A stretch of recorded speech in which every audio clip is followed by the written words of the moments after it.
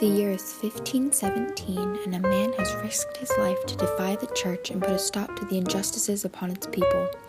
This man is Martin Luther, and he has just nailed the 95 Theses upon the doors of a church. The 95 Theses consist of 95 questions for the church about their misdoings and mistreatments of its people.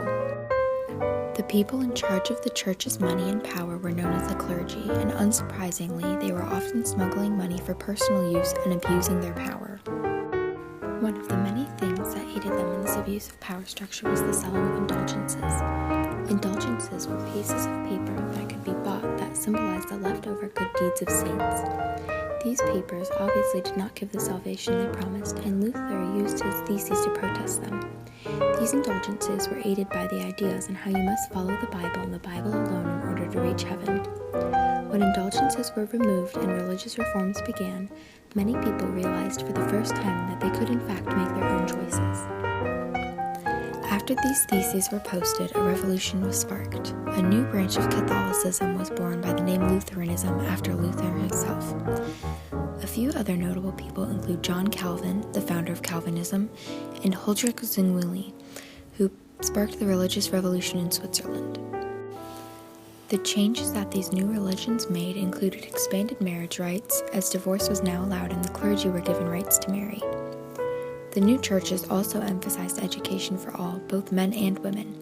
This was due to the popularization of the printing press, which allowed the Bible to be printed in vernacular languages, thus requiring all people to read. Despite these new advantages, religious reforms provided more ways to diminish the lower classes.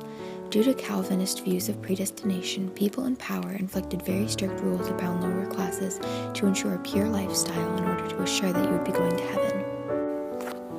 An effect of this was the German Peasant Wars, which lasted from 1524 to 1525. This series of battles resulted in the slaughter of over 100,000 peasants as they protested against the unfair rule of the new noble powers. The reason for this was that as the church lost its political power, much of it was moved to the nobles, who had not been given such powers before, and thus began to abuse it more than the clergy had, exploiting their workers and not giving them fair pay.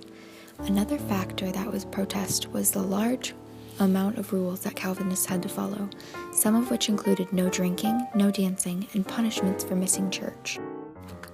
Despite these strict rules, many people were devout Calvinists and pledged themselves to the religion.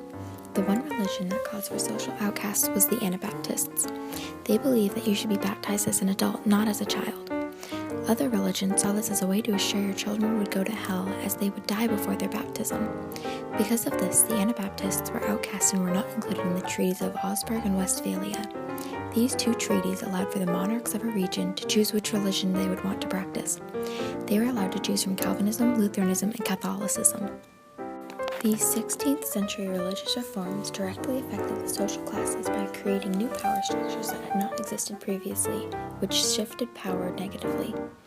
They allowed for more rights, such as expanded marriage and education equality, but came with oppressions such as the rules placed by Calvinism. The religious reforms also opened up areas for more conflict by allowing for newer controversial religions to occur, the example here being the Anabaptists.